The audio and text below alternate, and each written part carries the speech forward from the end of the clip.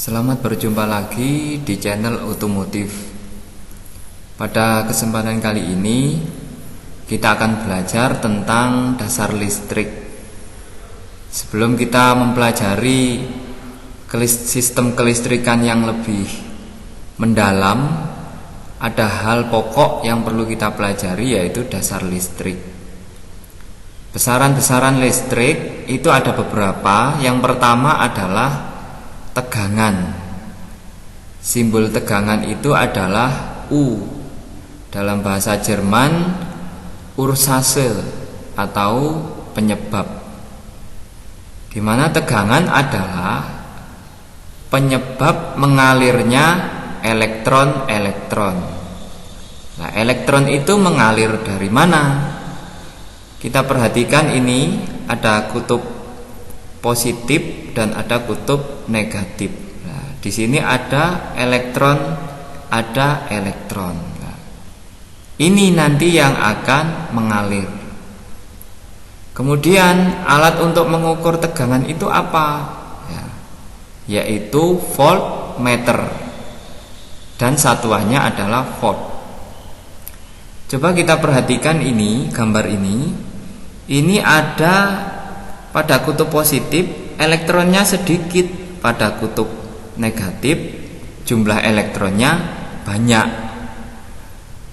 Maka di satu sisi juga ada tegangan rendah, ini tegangan tinggi. Bagaimana dengan tegangan rendah? Nah, elektronnya di kutub positifnya itu adalah sedikit, elektron di kutub negatifnya juga sedikit lebih banyak, jadi hampir sama. Maka ini menjadikan tegangan rendah. Sementara yang menjadikan tegangan tinggi itu adalah perbedaan antara elektron negatif di kutub negatif dan elektron negatif di kutub positif itu perbedaannya jauh. Sehingga perbedaan potensial besar, maka tegangan tinggi, yaitu perbedaan antara jumlah elektron kutub negatif dan positif ini besar, maka tegangan tinggi. Kutub yang kekurangan elektron disebut kutub positif. Nah, ini. Sementara kutub yang kelebihan elektron disebut kutub negatif. Selanjutnya adalah arus listrik. Simbolnya I, dalam bahasa Jermannya intensitas besar arus. Kuat arus adalah banyaknya elektron yang mengalir melalui penghantar tiap detik. Diukur dengan ampere meter dan satuannya itu adalah ampere.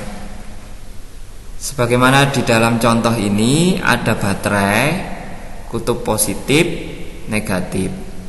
Maka arus itu mengalir dari positif ke negatif. Tapi aliran elektron itu mengalir dari negatif ke kutub positif. Jika tegangannya kecil, maka arus kecil. Jika tegangannya besar, maka arus besar. Jadi kembali lagi, tegangan besar itu tadi disebabkan karena perbedaan jumlah elektron di kutub negatif dan di kutub positif yang besar. Perbedaannya besar sehingga tegangannya besar. Berarti tegangan kecil itu yaitu karena elektron di kutub negatif dan di kutub positif perbandingannya, perbedaannya itu kecil. Selanjutnya tahanan listrik, yaitu simbolnya R. Bahasa Jermannya resistan, yaitu tahanan hambatan. Tahanan adalah hambatan-hambatan yang dialami oleh elektron pada saat perpindahannya. Diukur dengan meter, yaitu satuannya Jika tahanan besar, maka arus kecil. Jika tahanan kecil, maka arus besar. Jadi ini berbeda. Tahanan dibandingkan arus itu berbanding terbalik. Jika tahanannya besar, maka arus kecil. jika tahanannya kecil arus besar. Kalau di atas tegangan kecil arus kecil ya. Tegangan besar arus besar. Peribaratan tahanan dan arus itu seperti pipa air yang di ujungnya itu ada penampang yang mengecil. Apa yang terjadi jika pipa itu di ujungnya penampangnya diperkecil? Maka yang terjadi adalah arus menjadi kecil. Jadi kalau tahanan ataupun hambatannya itu mengecil, hambatannya besar, maka arusnya mengecil.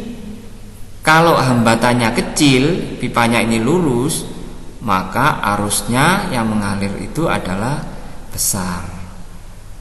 Dari 3 besaran tadi dirumuskan dalam hukum Ohm. I arus berbanding lurus dengan tegangan dan berbanding terbalik dengan hambatan.